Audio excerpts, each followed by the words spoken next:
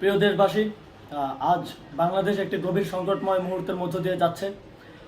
এখন পর্যন্ত আমাদের প্রাপ্ত খবর অনুযায়ী আওয়ামী লীগ, ছাত্রলীগ, যুবলীগের সন্ত্রাসীরা গুলি করে কুপিয়ে প্রায় 30-এর অধিক শিক্ষার ছাত্র জনতাকে হত্যা করেছে এবং দিন শেষ হতে হতে এই সংখ্যাটা কোথায় গিয়ে দাঁড়ায় আমরা জানি না।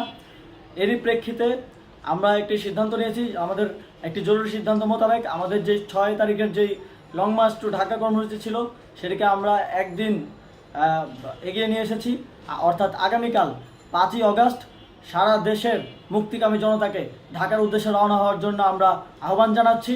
যারা পারবেন, যাদের পক্ষে সম্ভব হবে, আজ রাতেই আপনারা ঢাকার উদ্দেশ্যে রওনা হয়ে যান। আমরা আগামীকাল সারা দেশের মুক্তিকামী জনতাকে ঢাকায় আসার আহ্বান জানাচ্ছি। বিশেষ করে ঢাকার আশেপাশে যে জেলাগুলো আছে, আপনারা দায়িত্ব নিয়ে মসজিদের মাইকে ঘোষণা দিয়ে যাদেরকে পাবেন সবাইকে নিয়ে ঢাকার উদ্দেশ্যে রওনা হন। এই লড়াই আমাদের জন্য একটি চূড়ান্ত লড়াই। আমরা চূড়ান্ত ঘোষণার জন্য প্রস্তুত। আমরা গণভবনের দিকে যাত্রার জন্য প্রস্তুত এবং সেই উদ্দেশ্যেই আপনারা সবাই ঢাকা আসুন। আমরা আপনাদের সবাইকে নিয়ে আমাদের চূড়ান্ত দাবি আদায়ে এগিয়ে যাব। আমি জানি না সমন্বয়করা আজকে রাতে বেঁচে থাকতে পারবে কিনা, কিন্তু আপনাদের উপর আমরা এই দায়িত্ব দিচ্ছি। আপনারা সবাই নিজ দায়িত্বে ঢাকায় আসবেন আগামীকাল এবং পরশু পরিস্থিতি বিবেচনা করে পরশু গণভবনের দিকে 4 দিক থেকে আমরা রওনা হব। আমরা খুব আতঙ্কের সাথে লক্ষ্য করছি যে ছাত্রলীগ, যুবলীগ এবং আওয়ামী লীগের গুন্ডারা পুলিশের অস্ত্র দিয়ে পর্যন্ত সাধারণ জনগণের উপর হামলা করছে। কিন্তু একটি সুখের খবর হচ্ছে, সারা দেশের বিভিন্ন স্থানে সেনাবাহিনী ছাত্র জনতার পক্ষে দাঁড়িয়েছে। আবার কিছু কিছু জায়গায় যেমন মিরপুর ও মোহাম্মদপুরে সেনাবাহিনী ছাত্র জনতার বিপক্ষে দাঁড়িয়ে গুলি চালাচ্ছে।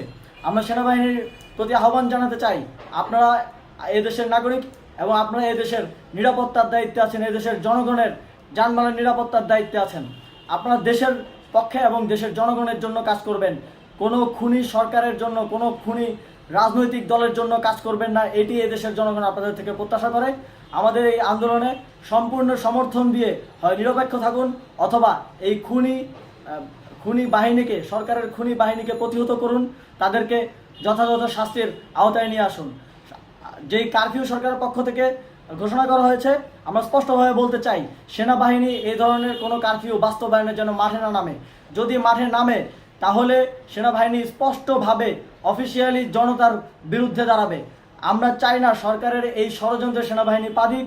সেনাবাহিনীকে জনতার বিরুদ্ধে দাঁড়ানোর যে ষড়যন্ত্র সরকার রচনা করছে সেটিতে সেনাবাহিনী পা দিবে না, এই বিশ্বাস আমরা রাখতে চাই।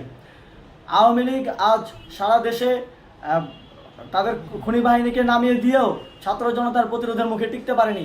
রাজপথের পরাজিত শক্তি হিসেবে তারা সেনাবাহিনী সহ অন্যান্য বাহিনীকে আমাদের বিরুদ্ধে কাজে লাগানোর চেষ্টা করছে।